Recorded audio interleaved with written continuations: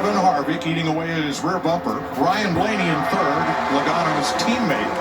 Then Chris Buescher, last year's winner, all in Fords, all in Mustangs. 23 is trying to get a run from like P7 into the 20, says he would pull out. He's our fifth car in line. And here you hear him talking about it. I'm confident that back group's not going to catch these boys. You can start fanning out and getting a race on, and that's what you're seeing out of Bubba Wallace. Making a move back in that group up, building this energy that you talk about, Tony. Watch that 23 go. Watch this run. But in the meantime, in the last 2 laps, they've lost 1 second to that second group back there. So it just shows that the pace they were running before, they were maintaining.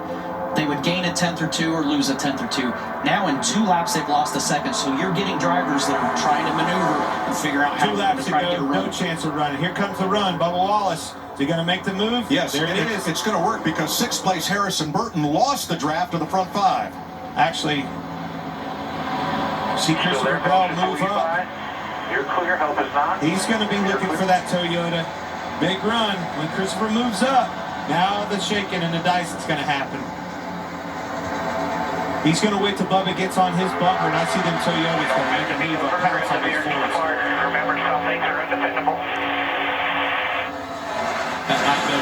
Car owner talking right there, Tony. So here it is. Christopher Bell, just like I told you, he's wanting it. He's looking. All right, white flag this time. White flag waves. Now we got a race. Big block by Harvick. Missed it. I still think you talk about energy. It's on that outside line. Blaney could be in trouble. It's definitely lined up that way for sure. Buescher's going to move down and help him. Joey Logano's going to have to widen his car and block both lanes. Bell looking low. Great move by Bell. Another block by Blaney, or excuse me, Logano. Logano right in the middle of the racetrack trying to cover all the spots. Great move by Christopher Bell. Oh, he went for it. Here comes Bell. He's going to need help on that outside. The energy's on the bottom. Blaney's not leaving that teammate, though. He's going to get a little help from Buescher. Here they come to the flag for duel number 1.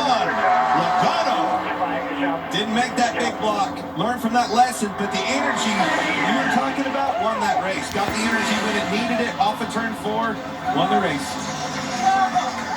Horse here. Stop, Joe.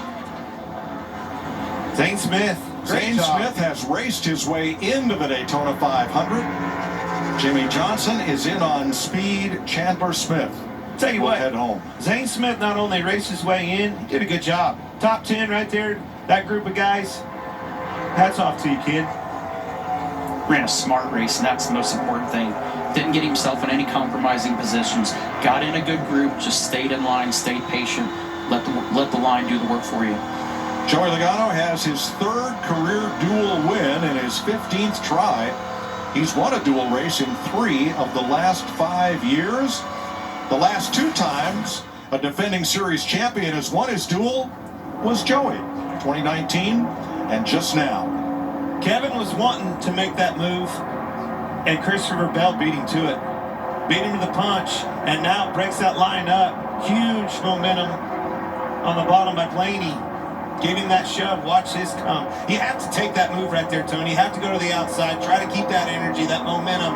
But it was no match for those 2 teammates on the bottom. Absolutely. If Christopher does not pull out to the right to try to make that move, he just stalls out and it's over. His chance to win's over. And you noted Buescher in the 17 until the last moment stayed on the inside with his 4 teammates and declined to go to the outside and help that number 20 Toyota. And that number 20, if he could have kept Bubba Wallace on his tail, his other ally, if you're going to if call it that, I think that would have been a different ball game at the end. But man, you cannot deny this kid. Always aggressive, always in the right spot, especially on tracks like Daytona. I like what I saw out of Buescher, though. Them RFK cars are fast.